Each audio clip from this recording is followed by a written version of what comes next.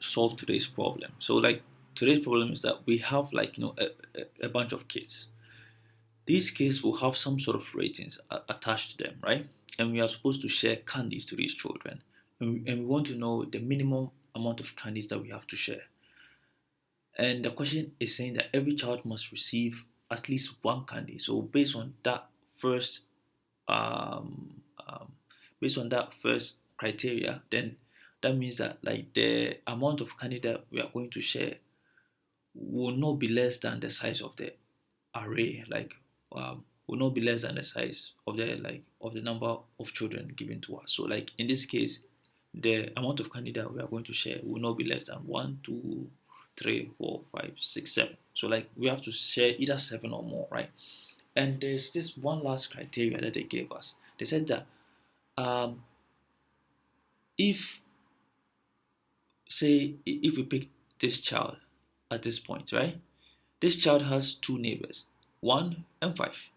They're saying that if the child is bigger than um, um, either one of his neighbors, then he should get more than what that neighbor that he is bigger than got. And so in this scenario, if this person here got one, then this one must get two, right? Similarly, if this person got two, then this person must get three simply because he is a neighbor to this guy, right? But the same thing do not apply here. This person got three, but this person will still have one because the criteria said that you have to be greater than your neighbor in order to get more than what they got, right? But this one is not greater than his neighbor. He is only equal to him, so he cannot get more than he got. So like he will keep his original one.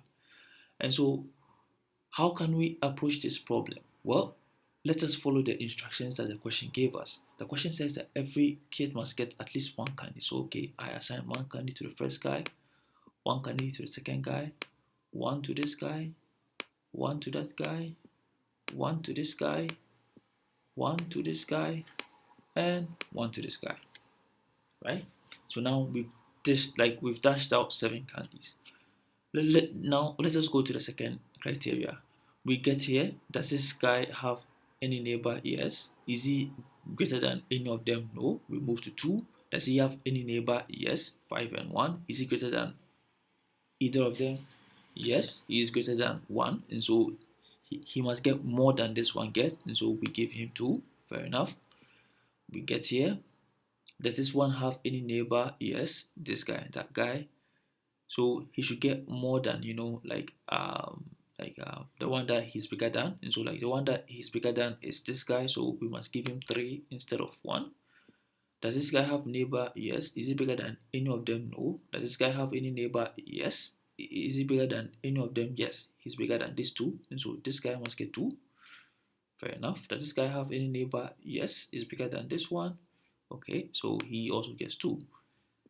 Can we say that this is the amount of this thing that, like, can we say that we have shared it without violating the rule? And the answer is no. We cannot say that because if we look at 5, 5 is bigger than 2, and yet they have the same. And so we must do the same process, like, we must do the process that we did again. And so when we do it again and we get here, is this guy bigger than this one? Yes. So now he must now get what? 3.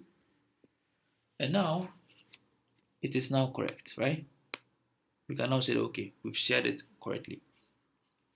But you look at, so like this could be our solution. But if we look at the time complexity, we had to go through the loop several times, right? So like at worst case scenario, we have to go through the loop n times, right? And the loop is already n. And so like the time complexity now becomes n squared. But if we look at the constraints of our question, n squared will not pass because like that will take too much time. And so how can we solve it without using this n squared approach? And so if you pay closer attention, all that we concern ourselves with is the left neighbors and the right neighbors. And so what if we pre-compute, you know, um, um, what if we pre-compute like the maximum that we can get from like just looking at only the left, and we pre-compute the maximum that that we should get when we are only looking at the right, and then we merge them. Should this help us? Let us try that example and see. And so, how can I delete stuff? Wait a minute. Sorry.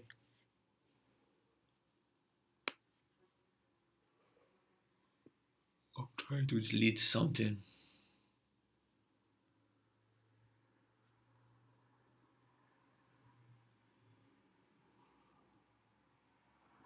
All right.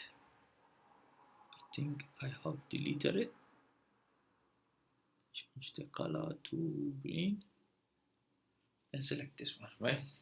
So if we are looking only from the left, from this side, right? If we are looking from this side, right? This one will have no neighbor since it is on the starting point. Like, let us start with everyone still having one, all the same, right? Everyone still has one, and has one. And we are looking from this side. So we check here, this guy doesn't have any neighbor to his left. This guy has a neighbor to his left, and he is bigger than him. So like he should get whatever this guy has plus one. This guy has a neighbor to his left, and he's bigger than him. So he should get whatever he has plus one. Okay, so this one now becomes 3. This one has a neighbor to his left, but he is not bigger than him, and so he stays exactly where he is. 5 also has a neighbor to his left, but he's not bigger than him, so he stays also exactly where he is. 2 has a neighbor to his left, but he's not also not bigger than him, so he stays exactly where he is. 1 also has a neighbor, but he's not bigger than him. Okay. Again, we build another one. 1, 1, 1, and 1. This time we'll be checking from this side coming, right? And so we get here, this one, it has no neighbor to this side. And so it stays exactly what it is, okay? This one has a neighbor here, and it is bigger than it, so this one turns into 2. We get here, 5. 5 has a neighbor to this side, to the right, and is also bigger than him, so he gets whatever that one has. We get here, 5. They are the same, so it stays exactly the same. These ones are the same, they say exactly the same. And so after that, we can just find the maximum at every point. So like the maximum here is 1, maximum here is 2, maximum here is 3, the maximum here is 1, maximum here is 3, the maximum is 2, the maximum is 1. This is the exact same answer that the n squared option gave us. And we did this in O of n time, which is a whole lot better than the n squared that we had, right? And this should pass all our test cases, right? So this is the solution to the problem. So now let us get to the code. I have already pre-written the code. So let us check it. So here it is. We first created the left array, and we filled it with all ones, and we created the right array, and we filled it with all ones. Remember, like this, the initial all ones array that we created here, and then we walk through it, applying the exact same logic that we described in this code, right? No, applying the exact same logic that we described in the explanation, where we check a number here, we check if it has any neighbor to the side, and then we check if he's greater than it, and then we set it to that neighbor plus 1, right? And so that is what we are doing.